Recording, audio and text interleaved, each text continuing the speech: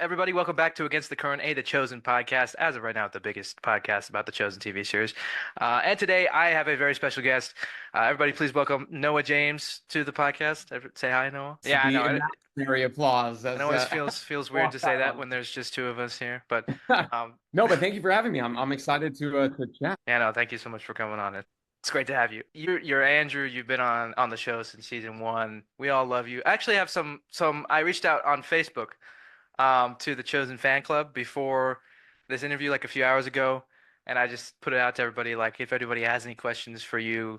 So there's like a couple, like a Oh, good bit great. of questions that we could go through. Like I was thinking closer to the end, and I Sure. knew you wouldn't see any of them beforehand since you don't have Facebook. And actually, it's That's funny. true. And thank you for saying that because there is Yeah, some dude who is like the bane of all of our existences on the show who just pretends to be a lot of us. yeah, yeah. And No, yeah, it's really unfortunate. Like straight up scamming people out of money. So please be careful if you're out there speaking to, who you think are from the show or whatever, especially on Facebook, because there's a lot of nefarious, stuff going on. It's really unfortunate. And I get it probably like once every few days. yeah. Like, have I been speaking to you on Facebook and are you asking me for my bank account information? I'm like, I definitely am not. So yeah.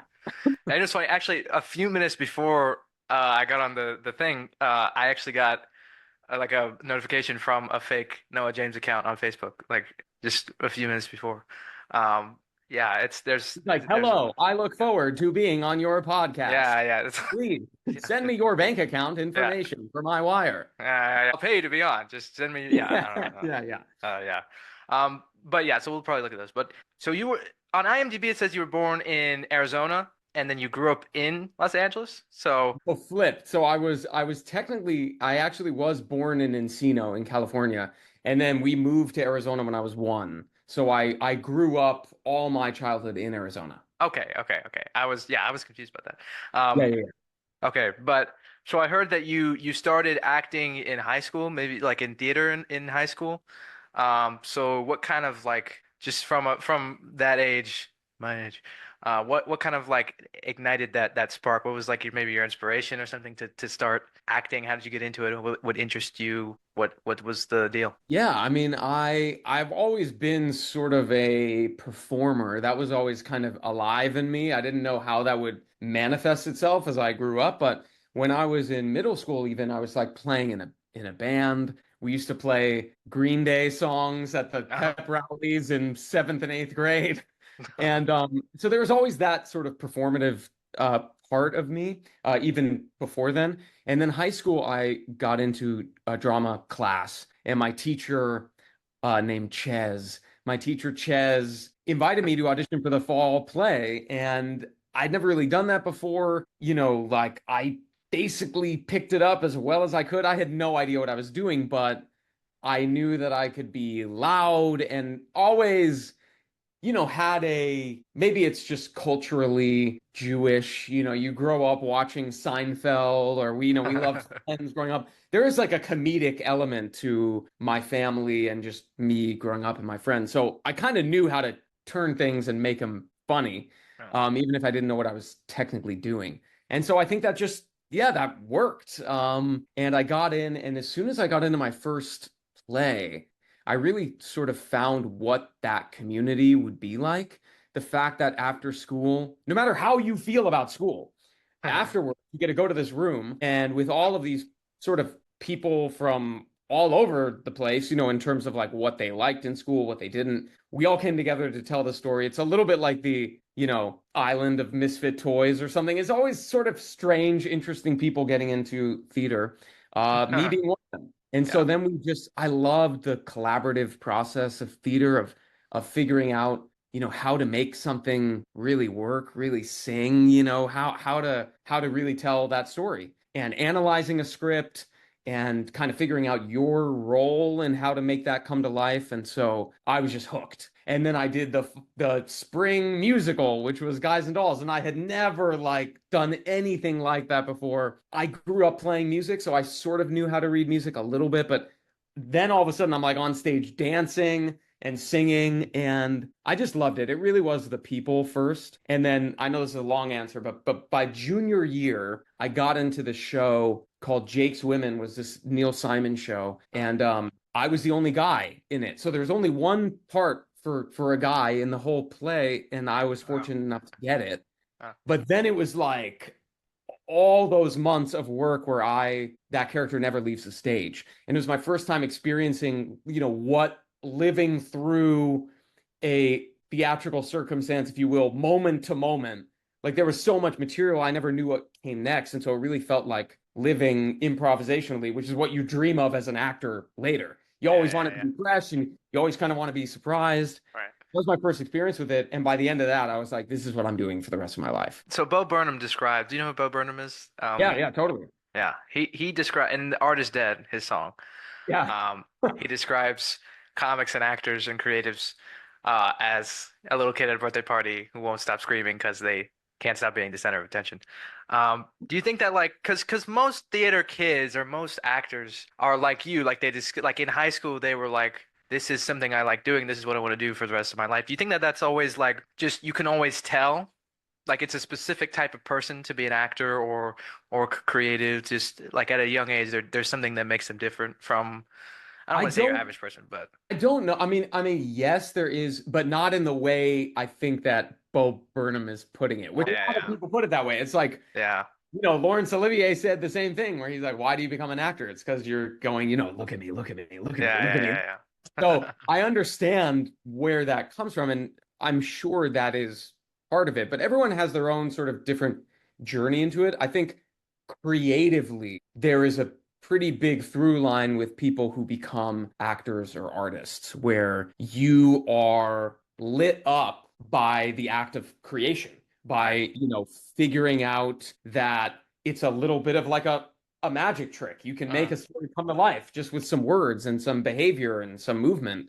right, And so I think people who are sort of inspired by that, but not personality wise, because if you think about all of the TV shows and films or plays, whatever that you watch, it takes all kinds. yeah, Like you need all kinds of people to tell all the different types of stories that there are. And yeah, obviously, it's not a documentary. We don't always, it's not like you're just playing yourself all the time or anything like that. But I lending myself to a role, it's going to be very different from any other actor. And that's why it's so important if you really love it and you feel like it makes your heart sing. It's like really try it out and put yourself in there because no one can tell a story like you can.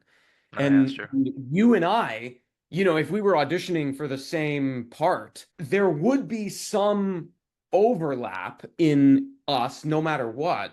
But by and large, it would be pretty clear to whoever was casting the story, like which one of us sort of fits it better and take talent out of it. Yeah, Like if, yeah, if let's say everyone is at 100 for talent, you cast based on, if when you walk into the room in a brand new school, let's say, you okay, walk in and all the kids, turn around at their desk and they look at you, all of a sudden, all of this story is coming to them, what they sort of read from you, what they see from you, and it's going to be very different from me walking into the room. And so we can't really change that much. I mean, you sort of can, like, I mean, definitely, but whatever you are in the moment, when you walk in, you already are telling a story. So we need all kinds, not just the kinds that scream as loud as possible on right, top of the yeah, desk.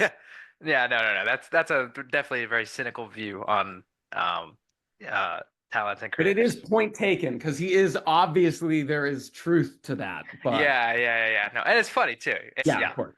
But yeah, so you began acting in theater in high school, and then you went to New York University for theater, Hmm. right?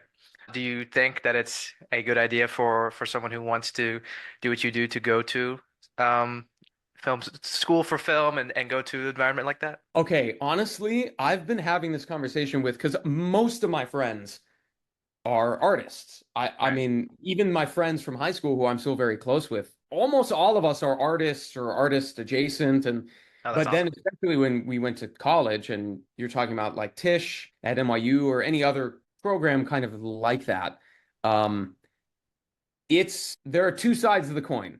One is you're going to a very expensive university for an arts education. So, it's a lot of money. And if you're trying to be an actor on film and television, there is definitely a world in which you could just, sorry to the parents listening, cut out university, go straight to LA or New York, but not take out school. Like you have to be in class, you have to be working on your craft as an actor and figure Right. out how to act. And, I mean, and be in class, really good class with working actors, but as a young actor, Right, so right, doing right. those things and learning, there's a world in which, and that's also can be expensive, but not like paying for a private university or something. Right, right, right. So I do see the benefit to just getting a jump start. You're young, figuring out how to act.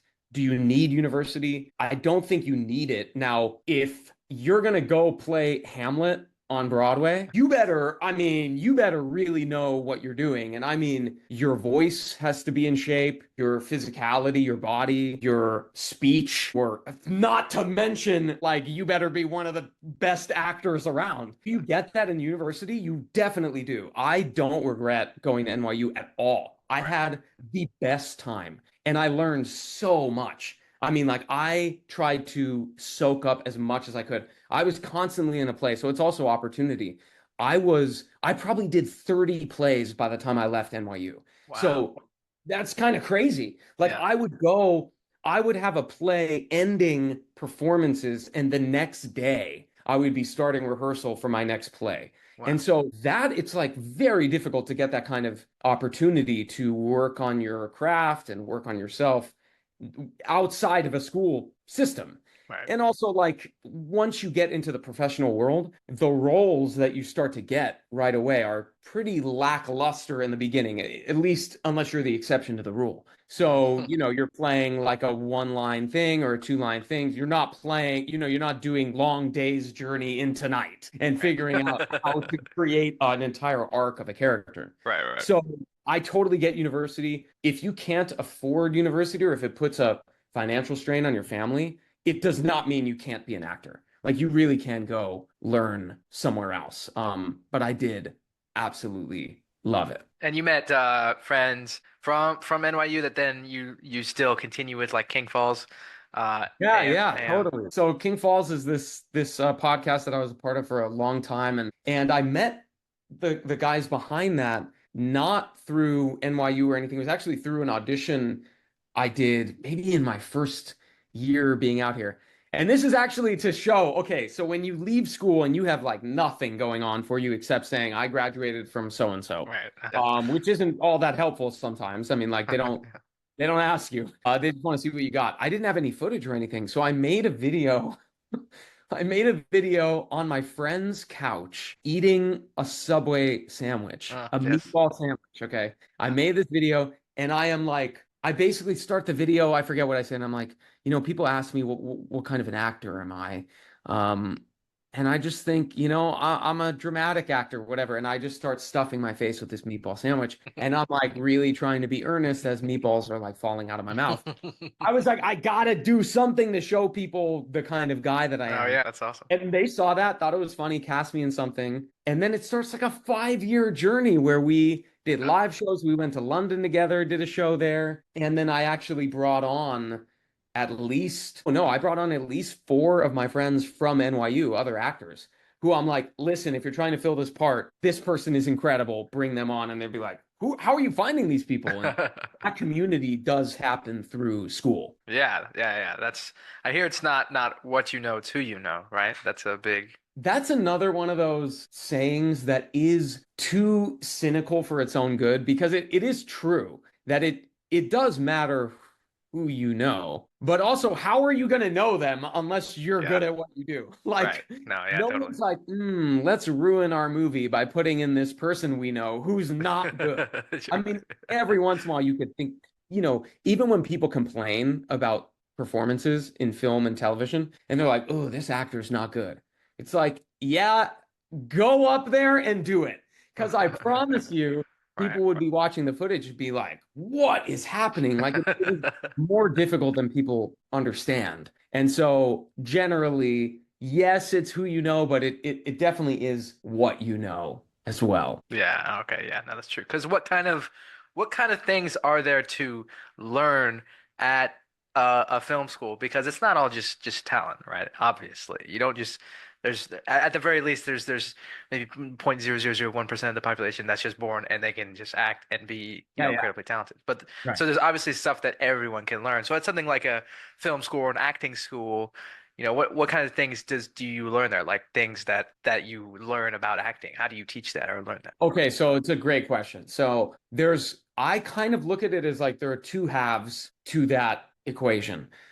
One is sort of easier to talk about, and not to put a judgment on it, but maybe less. It's easier to talk about and might be less part of the equation, but it's the Okay. technical aspect. So we're talking like how, again, that how to use your voice, your enunciation. Are you good with accents? Are you physically, when you put someone on stage, do they like look awkward and not know what they're doing with their body? Right. How do you embody a character? How do you change those physical aspects of yourself? Um, Even so much a little bit then that borders into script analysis, where it is like a technical skill. Some people are better at it than others, just from the get-go. But script analysis, really being able to look at a scene and going, what is actually happening here? What is the relationship? Because I challenge anyone to make something funny if they don't understand it. You Right. really need to fully grasp what it is and not just funny, make someone in the audience cry if you like have Yeah. no idea what you're doing. It's just not Right, going to right. happen. So there's that technical aspect. And then there is the sort of artistic side of it, which is how do you get to that place within yourself? How do you bring yourself to these characters or these moments? And every sort of school of thought is different in terms of the acting schools. There's, in terms of the American acting teachers, there's like Stella Adler, Lee Strasberg, Sanford Oh, yeah. Meisner. So I went to the Meisner studio at NYU and so studied for the first 2 years that technique. And so you'd be shocked to be in a class if you're not an actor of what we do in class. I'll just give a slight example. We had to come up with these things called activities, which is no script, it's all improvisational. And you'd come up with something that you had to do. This is a very truncated version. Something that you had to do that was really hard to do, either emotionally or physically, as it went on. It's very difficult, and there has to be a reason for you to do it. So you sort of start to write these circumstances. Like I had one where my parents actually, funny enough, this is in the imaginary circumstance. It was 2008 and the financial crisis had happened. And so in my imaginary circumstance, I was like, my parents came to me and they said, we actually are not going to be able to send you to school anymore. We've run out of money. You're going to have to get either a full scholarship or you're going to have to drop out. So I'm like, okay, I craft this circumstance. You think about it emotionally, how would that make me feel? You go through what would that be like? And then I set up this I found an IQ test online. And I'm like, okay, the first part of this scholarship would be you have to get a whatever perfect score on this IQ test. It's timed. It's like giving me 30 seconds per question. So I'm there in front of the class taking this IQ test. And you're like, what does this have to do about acting? But I'm there and I am trying to take it and I immediately have no idea what the question's asking me. And I'm freaking out and I'm seeing the timer go. And then my acting partner knocks on my door and I have to go let my acting partner in. And they're in for a reason as well to get me to do something. So now Ah. they're like, hey, Noah, listen, real quick. I really need your help. And I'm like, dude, stop. Hold on. All of a sudden, you're in contention with each other. Yeah, They yeah, need yeah. something from you. You are desperate to get this other thing done. And getting yourself to a place of freedom and allowing whatever sort of behavior or emotions or life to come up and bubble up, you start to become familiar with it so that then when you're playing a character who is in desperate need of something, you're Right. like, I know what that is. I know what that's like for me. I know Ah. what would make me be as desperate as possible. Let me marry that to the character. And then the rest of the time, now you get a script and you go, oh, I did this scene in class that year from this play called Journey's End about Right. World War I in England. There's this character who, no matter what, he's like, I don't care. You could kill me right now. I will not leave this trench. I'm not going up there. I'm so afraid. I'd rather you, my commanding officer, shoot me than me go up in the trench. So, okay, that's sort of pretty serious. So you Yeah, really yeah. like start to do some emotional deep dives. And my roommate would, he'd be like, hey, do you mind to stop crying in the kitchen for like a night? I'm trying to like relax but that was our work. That was like the actors in school. We go in the Oh, wow. kitchen, we cry a little, we yell a little, and we're weird. That's 4 years of that. But you were also, so at this time, I'm guessing after or while you were in college after you graduated, you've been in a lot of projects. Like there's a lot on YouTube and stuff that you've done. But you said at after you were working at the Odyssey Theater, you were doing shows there. A quote from you, this is word Oh, for word. You said, I kind of sent you, I alluded to this in when I messaged you a few days ago. But you said, this is your quote. You said, "I sold phones and I was a barista who didn't know how to make coffee, and I worked at a 50s diner where the women put whipped cream in my hair." So, kind of explain that? What kind of period in time was that for you, and how does that relate to you being an actor? Does that play a role in your like love and your passion for what you do, being willing to yeah. take odd jobs like that? Yeah, well, that was definitely during a sad moments in my life, basically alluding to the fact that I wasn't very good at the sort of normal quote unquote Mm, job. mm, Like I feel pretty competent and good about a lot of things in life. right. Normal jobs was never one of them. And so like I would be when I was at Starbucks, people would put in their 2 weeks notice an hour into working with me because they're Oh, like, this wow. is the worst experience. And what it was I just didn't care. And I Right. couldn't make myself care. I couldn't learn what I needed to learn because it was just I just didn't care and I tried to skate by. There was a definite Ferris Bueller vibe going on where I was like, do I need to work hard? But it landed me in these positions where I was working these jobs that I absolutely despised. And I guess because the people were putting whipped cream in my hair, maybe they despised me there too. But I just knew that I found a sense of purpose and a sense like of belonging in acting that I just never found in another sort of environment. Like I even remember as a kid thinking the idea of dressing up to go to work. Now I like dressing up, but the idea of dressing up, it felt so like that would never be me. It Right. just felt like I couldn't go into an office. And people are really good in those situations sometimes. People really like office politics or they like being Yeah, alone. yeah, And yeah. I just was terrible at it. I think Ethan Hawke in I saw a clip from like his TED Talk that he did or something, Huh. and he was talking about he went with a buddy of his to go see Top Gun, the original one from the 80s, and they both walked out of the theater, and Ethan Hawke said, "I want to be an actor," and his friend said, "I want to go join the military." So, Yeah, um, totally, totally. like what you were saying, there's different people and every person has their own story to tell. Everybody, like Ethan Hawke's point was that everybody's kind of creative in their own way. And even people who don't do art still have creativity in like problem solving or, just discipline, hardworking, or just in many different areas. I totally get that. Yeah. Yeah. So Odyssey Theater, that you said that while you were working at the Odyssey Theater, but you were in Bad Jews I and was. That play was that was about a year before getting The Chosen. And it's this really funny, incredible play um about this Jewish family who's the patriarch of the family, this grandfather passes away. And then it's the sort of ramifications of the younger generation, all the young cousins. And it was a 4-person play. We ran it for a few months and just had a blast. It was like the exact opposite of my part as Andrew, um, because in the Jewish community, I mean, in every religious community, but in the Jewish community, there's definitely this chasm sometimes between those who go lean pretty heavily into the religion, and then those who went super secular. So right. I played the super secular grandson. Yeah. And it was just it's a really fascinating play about family and spirituality and sort of Judaism in the modern age. Yeah, loved it. I did Midsummer Night's Dream there. I did a few plays. It was really like my theater home for a while. I did a Neil Simon play called Broadway Bound. Yeah, directed by Jason Alexander, who played George in Seinfeld. That was Oh. so cool. Uh, Um, yeah, that was really honestly what sort of started my career, if you could call it that. I mean, really just starting at the Odyssey Theater. But once I got that play, that's how I got my manager and then my agent. my commercial agents after that, my voice. So it all sort of stemmed from that play doing really well in LA, which is not the usual way that actors find representation in Los Angeles, is from Right. doing a play. So I'm fascinated with this. Um, I saw this on your you have an IMDb credit.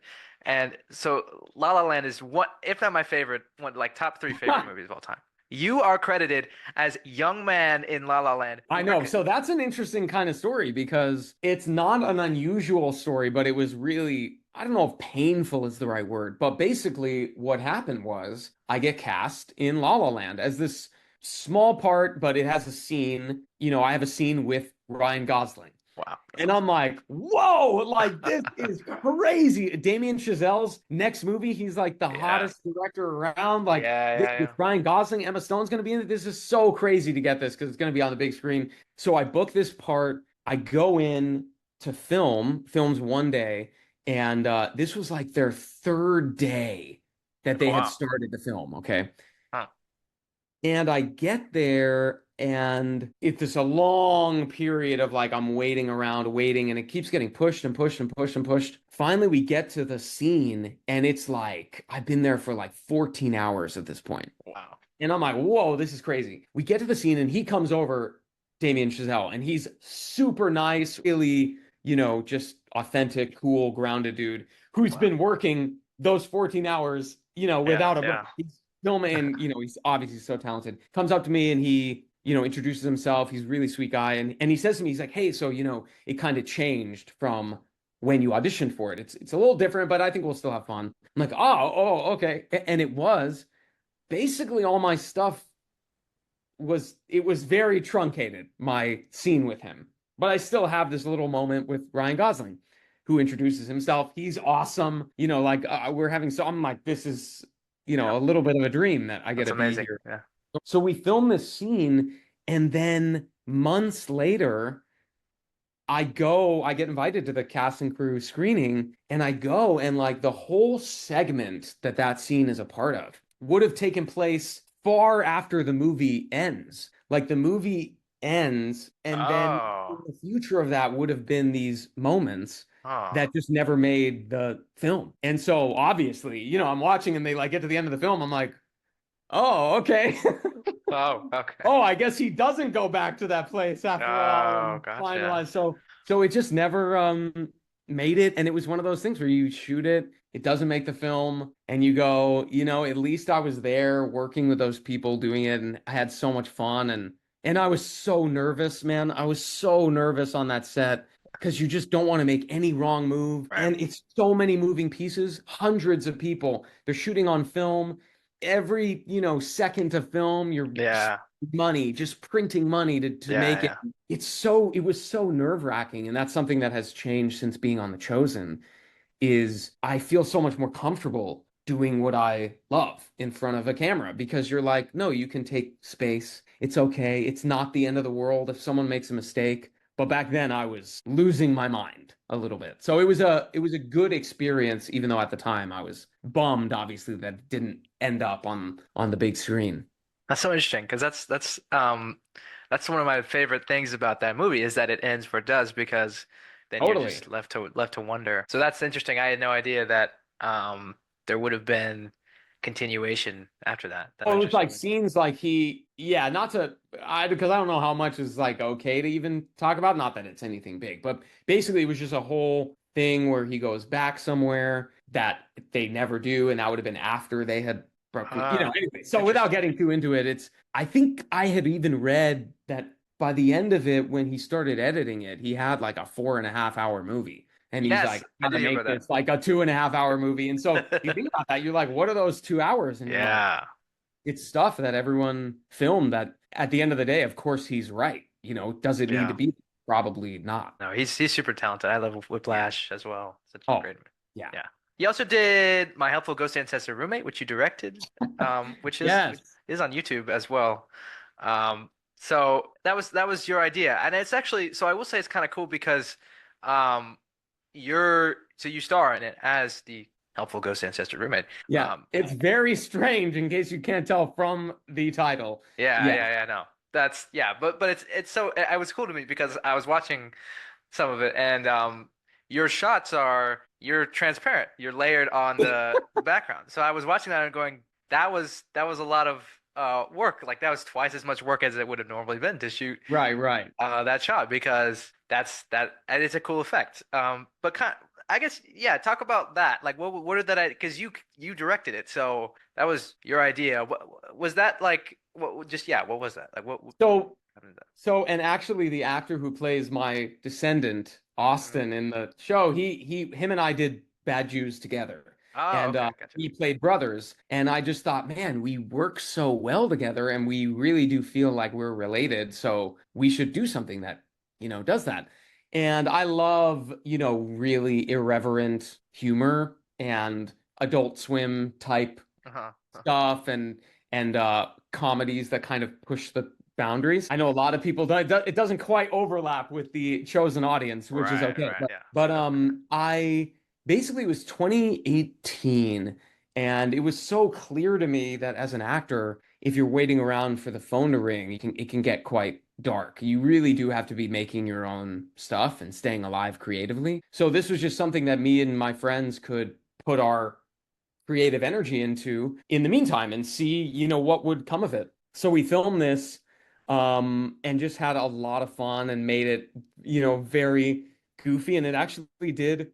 It's a web series. So we made it and then we were able to go kind of all over the place to film festivals for the web series and we Wow. won at actually my first time in Provo was a year before filming there for The Chosen. I went for my Helpful Ghost Ancestor roommate, and we Oh, won Best Web Series there at Film Quest, which is a great film yeah.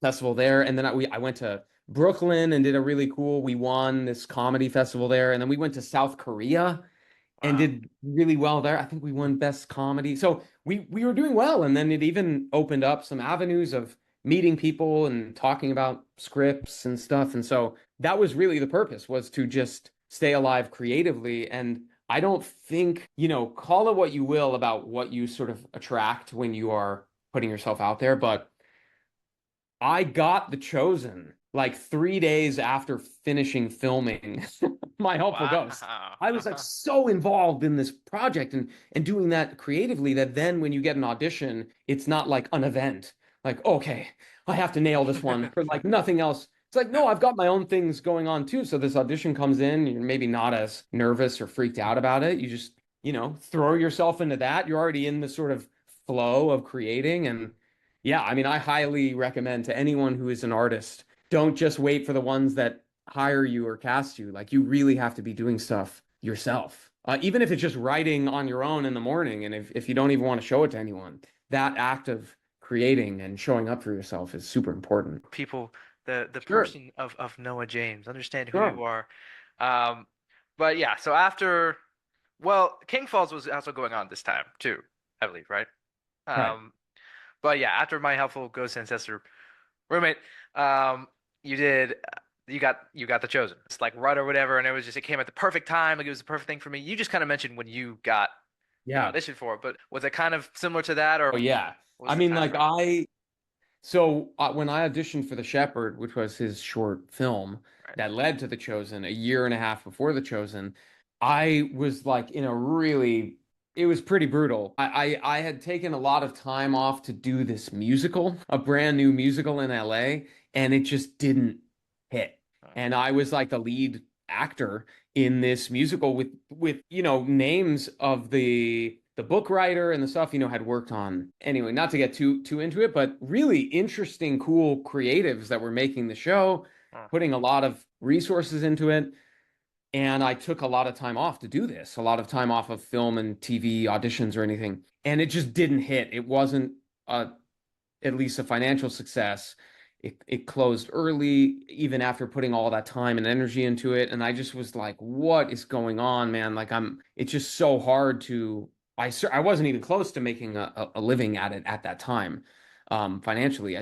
I was really in a tough spot. And I auditioned for The Shepherd and, um, didn't get it. I never even heard anything. I didn't know that Dallas had even seen it or who Dallas even was. I was just put on tape with the casting director for it, and it just gets sent off into the void. Never hear anything, And a year and a half later, I get the audition for The Chosen, having no idea there's a connection. And in that year and a half, I had started up acting class again, which is a little bit of like you need a slice of humble pie because it's like, no, get in there, be working on your craft, never think that you've arrived and you're great enough, whatever. I'm in class. I did this play. I made my own thing. I'm like, even if I'm not making money, I'm going to be pouring myself into it and not waiting around. So Right. in that year and a half, things had really changed for me. It's just the career hadn't caught up to where my sort of passion and energy was yet. But you do it long enough and you pour yourself into it long enough, it will catch up. And that Right. was The Chosen for me. And then finally, it was like, wow, I'm going to a film set where I'm going to be. At that point, the longest I'd ever been on a show was 1 week. And when I got Wow. that 1 week on a show, that was wild to me because I had done 1 day here, 2 days there. A week, I was like, I am a living, breathing, working actor. So then to get The Chosen and go for months, I was like, this is a dream come true. And of course, it has so, compounded and compounded from there. The fact that we're still doing it years later, Yeah. it's an unbelievable gift that Yes. I am just forever and ever grateful. It's awesome to be at the Chosen Con and stuff and just kind of walking around talking to all Oh, different it's wild. It's yeah, yeah. yeah, but it's funny because to talk to the different people who are involved, like you, the actors, the crew and stuff, people who are involved with it, and everybody just kind of like walking around like kind of like in a haze of like, is this even real? And like it's almost like the Chosen is like you talk to every single person you talk to there is like just everybody's like, I can't believe we're here. Like everybody is Yeah, just yeah. like so shocked. It's like the Chosen kind of exists as its own like entity, like it's its own. It's not even like probably because of its ties to Totally. Yeah. the spiritual and the Yeah. it's I think it's kind of a higher realm.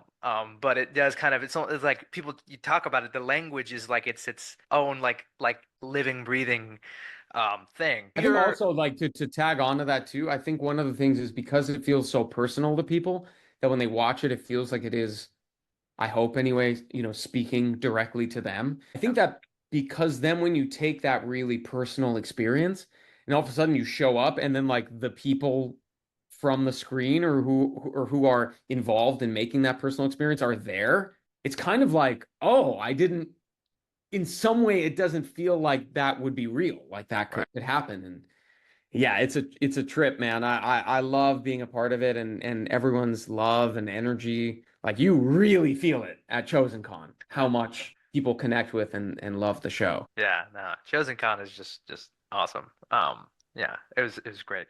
But yes, but you mentioned a few times even here that you're Jewish yourself. Um, and Dallas and them say that the show is primarily a Jewish show. So was that part of what drew you to it? Was the Jewishness of it, or how like important to you is it to be in the show in a way that gets to accurately, because it is a historical drama, Yeah. like talking about a very important time in Jewish history. Yeah, I mean, absolutely. Like at first, my draw to it, it's funny because I think sometimes we tend to push away the thing that's closest to us. So the idea of me, before going and playing a Jewish character in Jewish wardrobe and I would have been like, really? Is that? Yeah, But that's just because then when you do it, you do realize how important that is to you. It's just sometimes we like to get away from the things that sort of make yeah. up our lives. Like I'm But not just Jewish. I'm more than like I, I'm right, I'm right, I'm exactly. But Noah. then it's I'm like, not. no, this is an important part of who I am, and so the idea of sort of representing that accurately, however that means, and just really what that means to me is just showing the humanity of people who might be different from others. Yeah, Maybe I know growing up there are not. We were a small minority of people around the world. right. And so it's nice to be able to see a show where almost all of the characters are Jewish.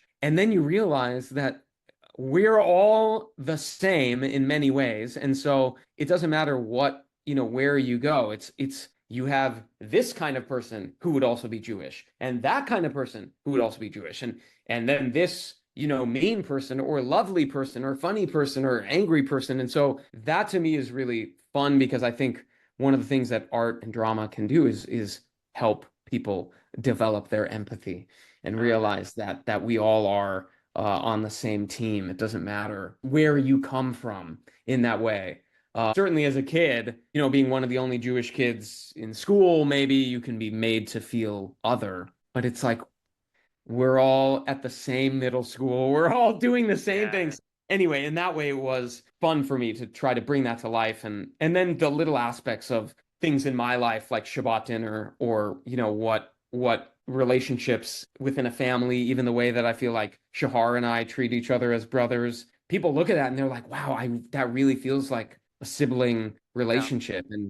And it does. And I also think that that's because that's how we're sort of trying to bring that to life the way that we have it in our lives. Yeah. Do you think that here's another maybe cynical saying maybe No, that great. you can dissect. Throw it at me and I'll beat it down. No, no. Yeah. No. So I've heard art described as taking a piece of yourself, putting a piece of yourself into your art is sharing it and giving it to the world. Now the world gets to have that. So would you say that that's accurate? Would you say that that's what art is taking like you're taking a piece of Noah and you're kind of sharing it with the world, or how much do you do that with The Chosen? Yeah, it doesn't leave you when you do that, but you definitely do it. And it is vulnerable, and you have to be willing to be vulnerable and not in control of the way people will observe your imperfections or what you're good at or bad at or the way you even look. I mean, like, that's the irony of being an actor is we're all kind of worried about the way we look because that's so much of what appears on camera, but you kind of have to not worry about that at the same Right, time because that's what a human being is. Like we right, all right, are valid as who we are, no matter what you look like. And that is a tiny representation of what it is like to act, what it's like to, for instance, be embarrassed. If someone embarrasses you in a scene, you can fake it, but it's mhm, probably not that good. yeah, It's probably going to be better if you truly allow yourself to be embarrassed, which that's why a lot of people probably wouldn't be actors, because mhm, there's a lot that's asked of you as an actor that people are like, I don't want to go in and be confrontational or be made to feel less than or right, be made to, grieve someone if I don't have to grieve, like those things. And as actors, that's how we connect right, to humanity is by exploring that in ourselves. And I always say, when you take something like The Chosen, if you will, or even if you just go in a broader sense, like Shakespeare, we all have all of those characters as part of ourselves. So we all have Macbeth or Lady Macbeth or Romeo or Juliet as a part of us. right, We all have that part of us that would get giddy about something, or that part of us that would control something to the bitter end, even at our own expense. Like you just have to tap into what makes you tick. And I think a lot of people don't want to share that part of themselves because when you do, it does in that way, it becomes not just yours. It becomes then the audience is let in and they get to see themselves. It's yep. just not reciprocated where you don't get to see them, but Oh they yeah, get to see you. yeah. Yeah. And I think that's part of what makes The Chosen so unique. I guess so then in that sense and with that view, art I would say is tr just trying as hard as you can to make whatever is appearing on screen feel human or feel real, and trying to not I mean trick the audience into thinking that's real, but that moment when you're watching a movie and you forget that you're sitting on your couch looking at Totally. a screen, that's the moment when the art is really doing its job. Um, Totally. but I think that's what makes The Chosen so unique is that like it really takes the biblical stories, which as we believe is the greatest story that's ever been told, the story of the life of Jesus and his ministry and his disciples, and it takes that and it puts it, as it's vulnerable. The show is very Yeah, yeah, vulnerable, yeah, totally. and it lets people kind of see themselves. It's seeing Jesus through the eyes of those who knew him. Yeah, and I think that also, it is confronting to the audience in a good way because it's easy to gloss over some things when you read it. Not that you should, but it can be easy to gloss over things but when you see it, um I think it can be quite visceral for people Yeah, because you can't ignore. a lot of the times, what's right there in front of your eyes. Whereas if you read it and you go, oh, the disciples argued, okay, it probably wasn't that crazy. Anyway, so blah, blah, it's like, no, they might have argued pretty intensely, and that makes people uncomfortable. But then you realize, like, oh, that's kind of how I am. That's and so again, Yeah. that is the mission of the show is authenticity in that way. Yeah, the show is because, it's Christian media is dunked on, Uh-huh. all the time. I think, anybody and their mom can look at it and yeah, sometimes Christian media is not always the greatest. But like I think it is because yes, main reason is it misses that vulnerable aspect to it, which is like characters in Christian movies, okay, usually I don't want to make Mhm. any blanket statements because that's arrogant, but usually are not real people. And most there's movies in general. There's plenty of movies out there when the characters are not written as real people Yeah, yeah, doing yeah, what they can yeah, do.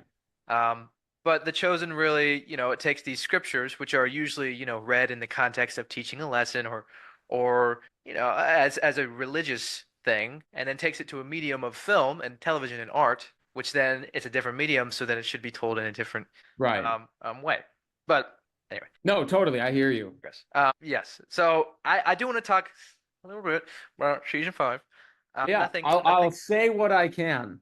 Right. Nothing too spoilery. Yeah. But do you have a favorite episode, season five? Oh man. Do you have a favorite child? Yeah. Well, I haven't seen them, but I know obviously from being in them, um, I would guess. Oh, dude. Honestly, I'm gonna be wrong here, but maybe episode 6. Six. Okay. I could be wrong about that when we finally watch them. I mean, honestly, like it's jam-packed. So this season, um, there's a lot, man. A lot goes down in that few amount of episodes. So it's gonna be, I mean, it might be episode 8. It might be episode 1. I mean, episode 1 is really, really fun. Right. Um, but it this season more so than others because it deals with, and this is not a spoiler, because it deals with Holy Week. Right. Because Dallas has said it. If Dallas says Yeah. it, then I'm like, Yeah. cool, it's not a spoiler. Yeah. Dallas is a lot. So Yeah, like sometimes I'm like like no, they save literally some are for like, us. careful, don't post anything on social media. We're like, got it. And before we can get to the trailers, Dallas is like, here's what the entire thing Yeah. looks like. And we're like, oh, okay, dude. I guess it's okay.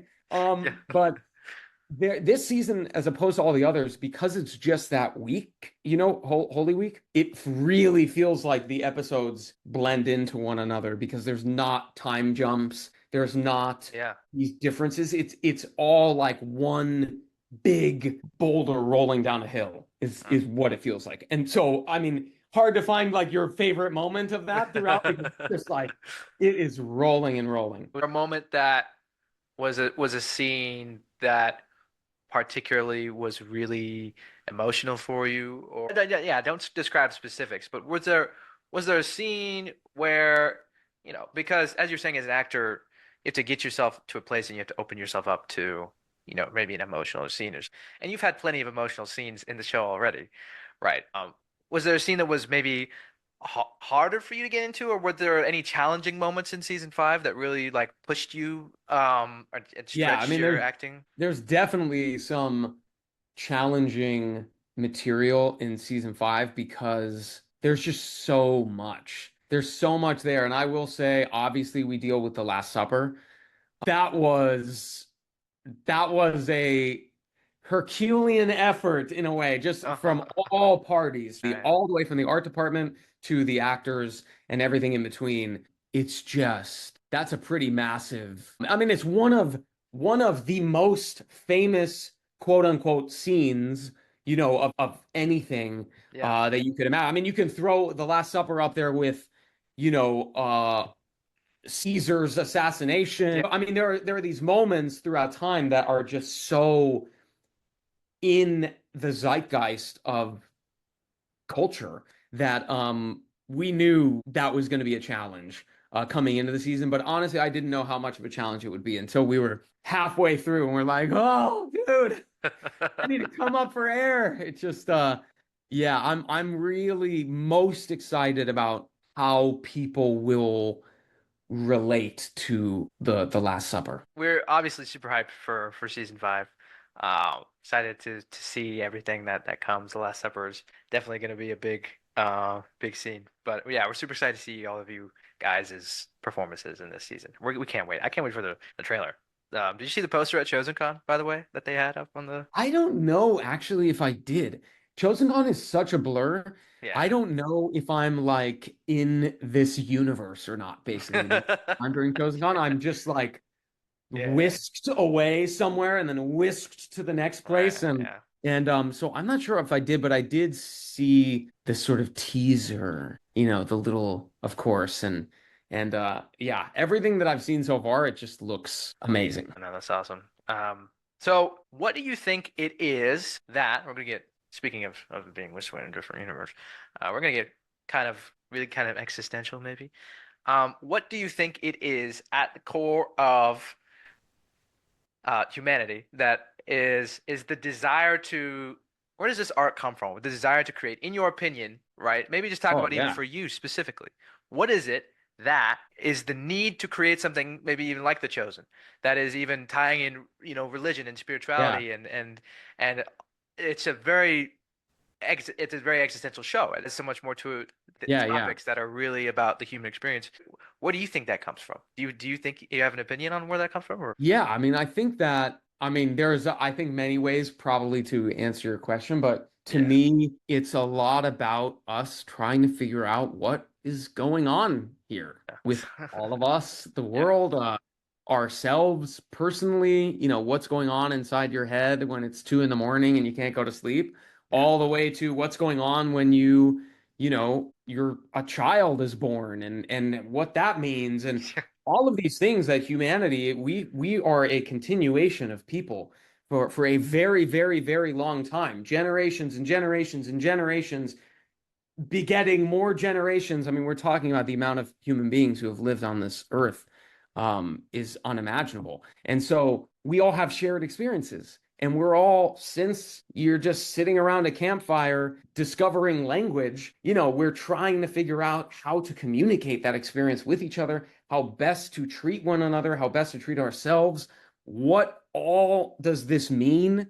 And so I think that that is the expression and the connecting with whatever it is for each individual where they feel like that comes from, but connecting with that creative life force, the thing which wants to be expressed in the universe, the thing that wants to be given voice to. Um, I think it's just an ongoing experience of trying to give voice to that. And then in doing so, better understanding the world and Right. all of us. And it's why going back to Hamlet. It's like, why do we put on Hamlet over and over again?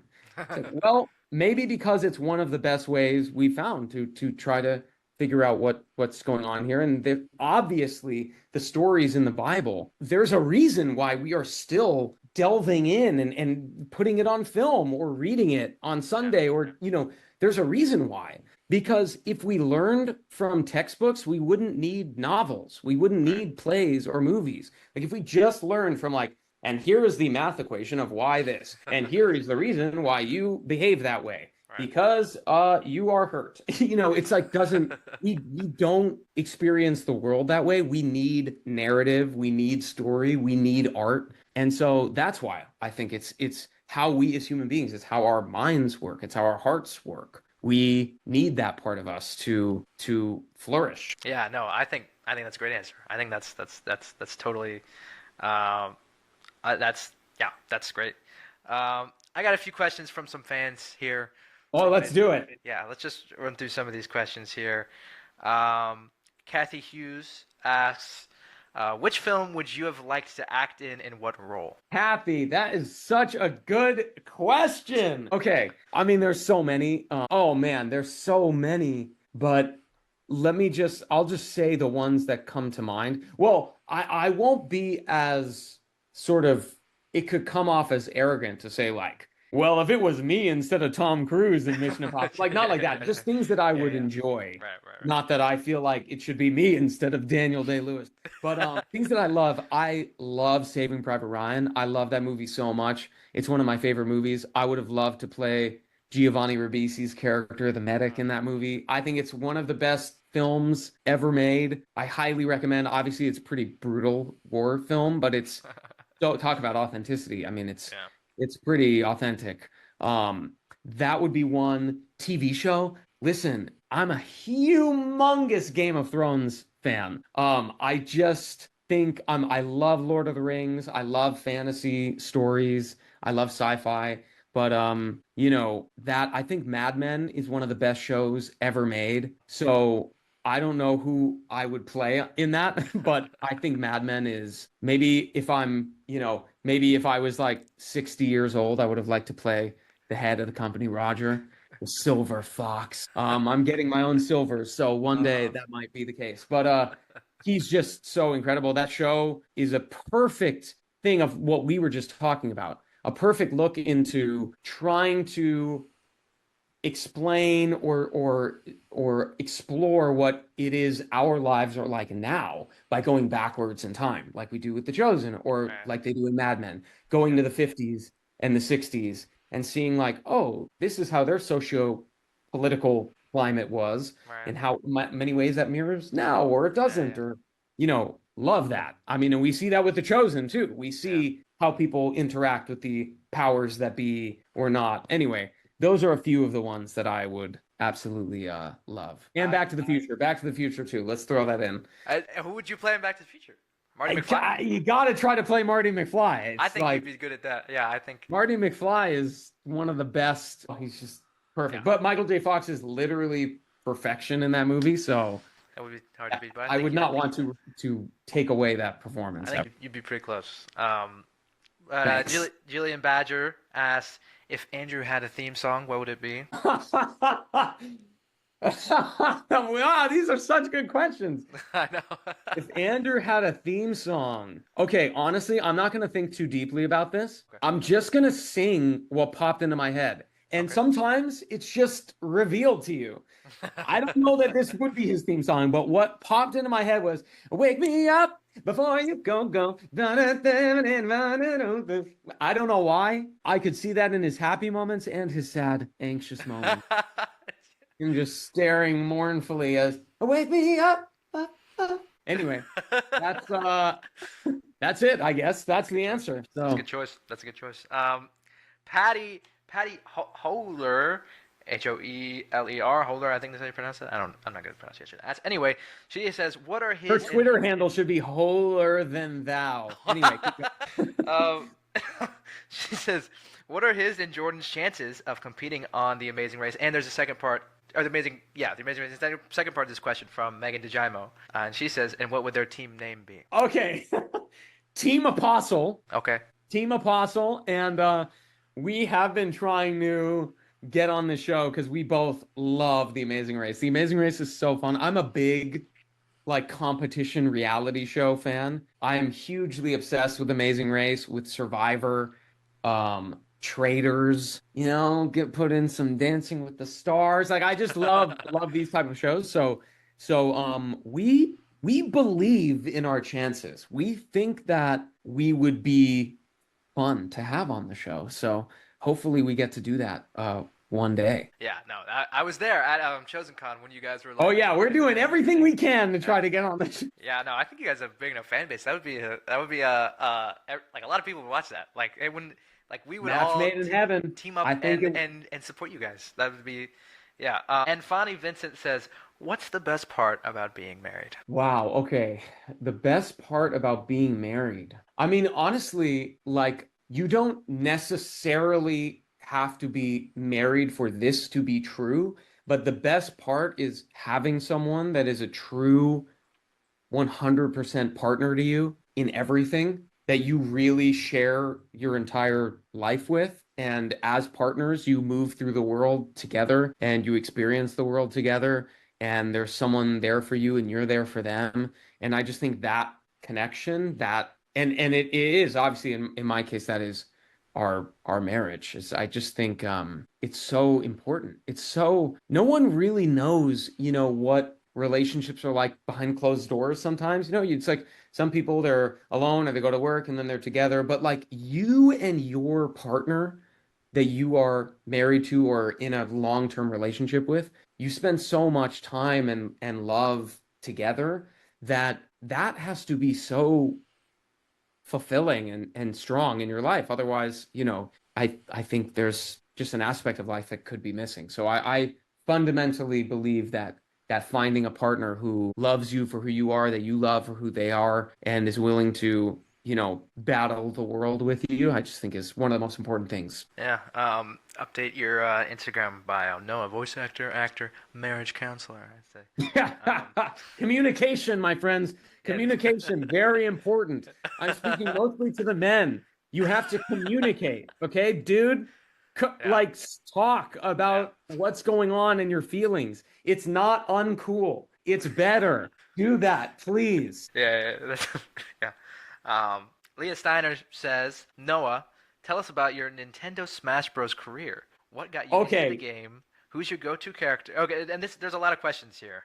great. Listen, Yeah. I have to just mention because Chosen Con, this is not to call out my friend from Chosen Con, but I met a friend at Chosen Con who uh her and her parents were like, she plays Smash Bros. She's in the esports league. And I was like, let's play. I don't think Oh. people understand that if someone is like, I play Smash Bros, I'm like, let's hop online and play Smash Bros. And so we signed on. We were able to play, and with her parents there in the room as we played online, destruction was rained down. Okay. I do not hold back. I will play whoever plays Smash Bros. No, she was actually really, really great, and it was really, really fun to play her. And but I'm serious. Like people every once in a while will be like, "Hey, I play Smash Bros. Too," and then they think I'm joking when I'm like, "Send me your online handle. We are going to come on." This I just get super That's great. intense about video games, especially Smash Bros. And like other. I play Team Fight Tactics. If anyone plays that, I play card games. I'm a big gamer. And I just love the sort of one versus one, trying to like read someone's thoughts through the game character, who they are, trying to be like, what are they going to do here? And then trying to, beat that. I love it. And for the other parts of that question, I play Greninja. Greninja is my main. Greninja is a frog ninja Pokemon. Okay. And then no, this is a Clefairy, but who is not in Smash. But this is almost like Jigglypuff, Right. who Yeah. I also play. Yeah. That's. She says, "Are the rumors that you placed in a semi-pro tournament true?" 100%. I'm not okay, so let me clear up. So there are professional players who Right. like make money to play. Right. The skill gap between a professional player and like a normal person who plays at home is infinite. Like the normal person who plays at home kind of doesn't even know how to play the game. Not no shade, but then like once you go to tournaments, you're playing against people who really take it seriously. So I was going to tournaments like every week before the pandemic, and I did go to this big tournament in Dallas while I was filming. I literally brought my controller to set Oh. and then drove from set to this tournament, and I think it was like 120 people or something, and I got ninth at the tournament. And so that's like Wow.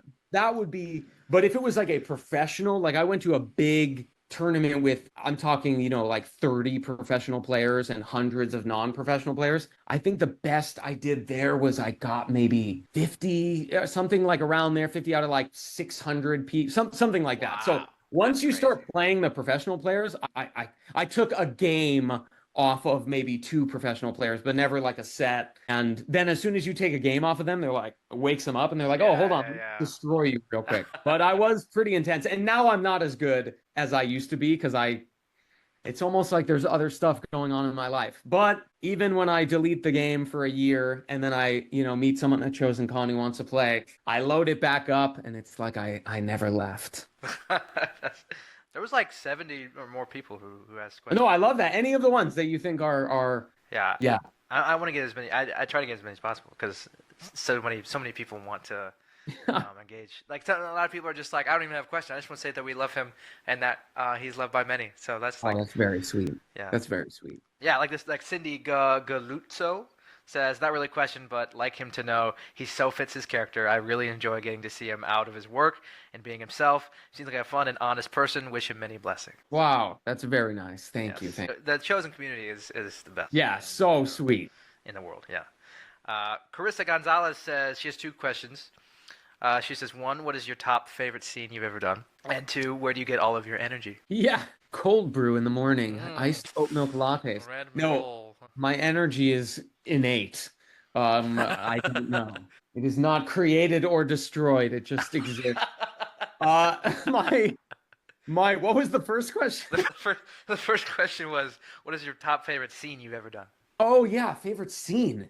Um, Okay, honestly, the first episode of season 3, I just like was enamored by that script. The fact that I got to go down and see John the Baptist down in Herod's dungeon and then go and apologize to Mary. I was like, if they just sent me away for the rest of the season and I only got to do those two things, I would have been happy.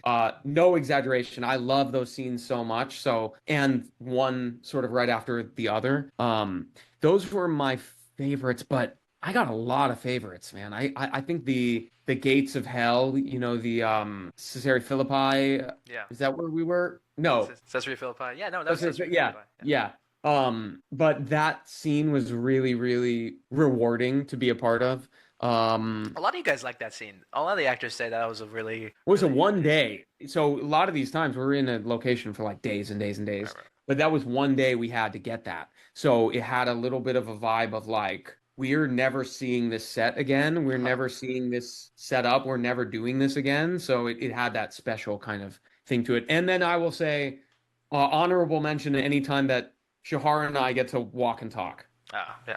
Our walk and talks, that to me, because they're really fun and I think play off each other really well. And we always kind of come into those scenes ready to have fun and just kind of see what happens. So those are really special. Yeah, a few people asked. I can't find their names right now, but some people did ask about your relationship with Shahar in real life. Like someone asked, do you like, have you talked to him recently, or is he okay? Like, do you guys like, are you guys like talking and stuff? Which I know you are because, um, to have a relationship like that on screen, there obviously has to be a close relationship like that in real life. I mean, we're lucky Yeah, because like with our show too, when we're done, first of all, when we're filming, you're talking about 4 to 5 months of very intense, close contact with everyone on the show. right. So you are like, it's not even like when you go to a normal job and you see them from 9 to 5. We're talking about like 6 a.m. to 7 p.m. You're around each other all that entire length of time. So it's really intense. And then also we're all or most of us don't live there. So then when it's off time or it's the weekends, it's like, well, I guess we're gonna go hang out and play games or get dinner and something or go see a Yeah. movie. So we all see each other very intensely during those times. And then it is helpful to then when it's done, have a little bit of like a palate cleanse of being like, okay, I have to get back to my normal life. I have to like get back into any sort of semblance of a routine of normality. Yeah. And then, but we see each other all the time because then we have things like Chosen Con or we have press events. And so whenever we get to, we're very lucky, but we all talk and keep in touch. And it's no lie to say that we all, care pretty deeply about each other and support each other and yeah, and just chit chat whenever. We see that. We can see that on the screen. That how close you guys are with each other. No, that's awesome. Alan Schneider says, ask him if he knows Alan Meme King. Yes, I do. The name is like coming to me out of a fog of memory that someone asked me to make something for Alan Meme King or shout out Alan Meme King. Yeah, yeah, Now it's like Alan Meme King has gone full circle to now getting an additional shout out yeah. on the show. So wherever you are, Alan Meme King, I see you, I hear you, you are seen, you are heard. Love to you and your memeing. You He's know probably what? Don't fall off that throne. Like if there are others trying to capture it from you, you must stay on top. So do what you will to right. stay Yeah. on top. Crush whoever you must. No one can surpass your memedom. So Yeah. good luck. No, that's and I think that highlights Alan is he makes like super funny stuff, but he's I think that highlights how this community like like at Chosen Con, there's people like that are like Totally. they're like it's a whole new pool of friends that you have, like Totally. the people that I've met through the show, I'm so grateful for. And everybody is too. That's what kind of what I was talking about earlier. Everybody who I talk to is like, wow, are just so amazing that we're here, and like everybody Totally. is just such amazing people. But yeah, I did wanted to highlight the community because Yeah. like the only difference between me and all those people is I got a microphone. But um, so I did, yeah, I always want to try to, or I want to try to highlight those people because everybody just loves you so much. So Oh, well, we feel the love. I mean, seriously, we really do feel the love and support, and it's really humbling. Something like Chosen Con is that personified and intensified. It feels like, yeah, staring at the sun because it's just so much love and energy. But yeah, but yeah. even not that, even just written messages or anything like that, we definitely feel the love and support, and it's very appreciated. No. Well, Noah James, you made it to the end of this, I guess, the current interview. Congratulations. Thank you so much for coming on and joining me.